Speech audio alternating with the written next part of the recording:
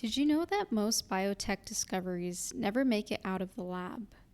Turning a scientific idea into a real-world medicine, diagnostic, or device takes years, sometimes decades. Today, we're breaking down the journey of biotech commercialization using something called Technology Readiness Levels, or TRLs. It's basically a roadmap from science fiction to science fact. Biotech innovation starts with curiosity. A molecule, a gene editing tool, or even a diagnostic test spotted under a microscope. But science alone doesn't build companies or save lives. To reach patients, that idea has to pass through funding hurdles, regulations, clinical trials, and manufacturing scale-up. That's where TRLs help us. 9 stages that track a technology's maturity from idea to impact. Now, the TRL ladder, I will walk through these 9 levels using an example. Imagine we've just discovered a blood-based biomarker for early detection of autoimmune disease. We notice something in the TRL 1, which is the basic principles. We notice something interesting in the biology. Maybe a protein level changes in patients. This is pure science, observed and published. With TRL2, the concept is formulated. So we think to ourselves, what if this biomarker could be used to detect disease earlier? Still an idea, but now it's linked to a potential application. For TRL level 3, this is a proof of concept. So in the lab, we will test small samples. The marker shows a clear signal in patients versus healthy controls, and it's promising. For TRL level 4, this is where lab validation comes in. So now we will develop a prototype assay, say an ELISA test kit, that works in controlled lab conditions. For TRL level 5, we will test the concept in the relevant environment. So we will try it on real patient samples in a hospital lab and see whether the test still holds up outside our controlled research lab.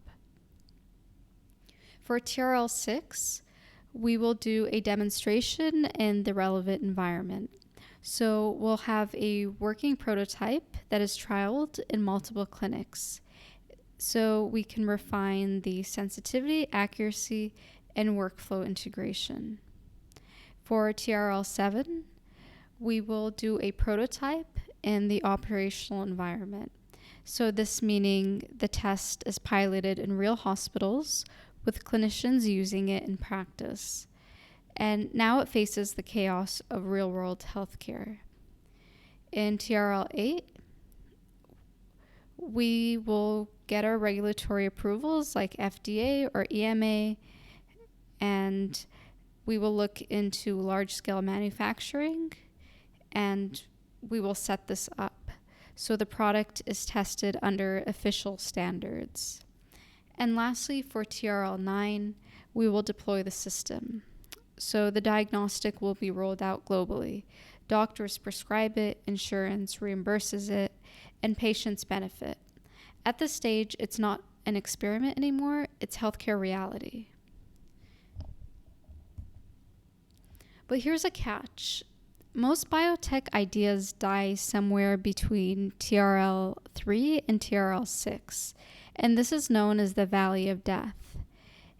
Now, you might ask why, and this is oftentimes because funding dries up and regulations become overwhelming, or the science simply doesn't replicate outside of that controlled environment. Investors, governments, and accelerators spend billions trying to sort of bridge this gap. So as you can see, commercialization isn't just about science. It's about patents, business models, and convincing investors and regulators. A brilliant test at TRL5 is useless if it can't scale, get approved, or find a market. And that's why biotech founders often partner with pharmaceutical companies, contract manufacturers, and venture capital firms. Think of CRISPR, discovered at TRL1 in bacteria. Within a decade, it climbed the TRL ladder. Today, it's in clinical trials for diseases like sickle cell anemia, TRL 8 and 9. Or, say, mRNA vaccines, which was once a lab curiosity, now deployed globally during COVID-19. This is biotech commercialization in action. So, the next time you hear about a breakthrough in science, remember, discovery is just the beginning. The real challenge is climbing the TRL ladder, from the lab bench to the market. And for every biotech that makes it, millions of lives can be changed, and that's the power of commercialization. If you learned something new from this video, be sure to give it a like, comment, and subscribe.